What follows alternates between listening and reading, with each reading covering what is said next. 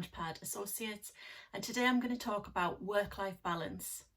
As you know, it's Mental Health Awareness Week 2020 and the theme is Kindness Matters. So I want to talk about being kind to ourselves by balancing our workload with our personal life.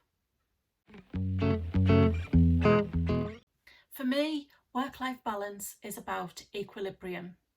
It's about being able to balance our workload, able to develop within our role, undertake extra learning or personal development, because actually personal growth is really good to help us sustain our motivation and to feel good about ourselves. It's also about being able to balance family and work and spend that time for relaxation and to spend time with our family and friends. But most importantly, taking that time out for ourselves just to get stuff done.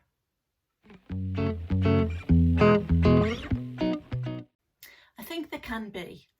Sometimes organisations feel that they've got to go over and above to put things in place rather than just establishing a culture of work-life balance where staff feel confident to approach their manager or the leadership team when there are issues around work pressures. So some organisations, they bring in things like no email Fridays, they encourage staff to volunteer in work time to give them the opportunity to get out of the workplace. They bring in things like not working beyond a certain hour, and all of these things are great, absolutely great to show commitment, but sometimes when there are peaks in workload, it puts our staff under more pressure. We can also put pressure on ourselves when we've got family, friends outside of work that might depend on us. We try to cram things into evenings and weekends, and quite often that becomes as much of a pressure, trying to be all things to all men, as the job is itself. So for me, it's about both sides being aware of what's humanly possible. The organisation understanding workload pressures, and also the staff feeling empowered and comfortable to raise pressures in the workplace, and to create a culture where work-life balance is really valued and staff can confidently manage their own workloads, because that's really important.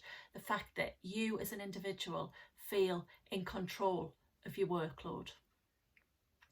Quite often we feel guilty when we've got people dependent on us. We feel guilty that we're putting work first, and of course that work is what pays the bills. But we then try to be all things to all men, and we lose ourselves along the way. The truth is, by giving time for ourselves, we're a better parent, we're a better sibling or offspring to our parents.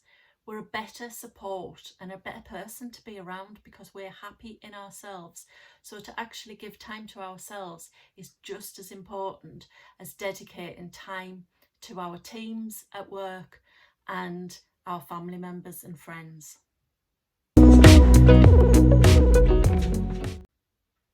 We live in a world of changing goalposts, and that impacts on our mental health itself. As humans, we like a sense of achievement. We like to see the end result, as I've just said.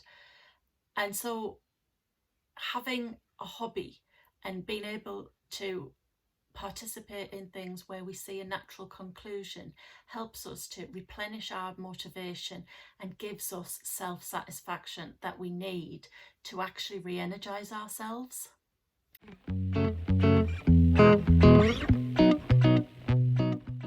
Plan in me time as well as meetings, appointments, projects and presentations. Everything that's in your work calendar should include your me time.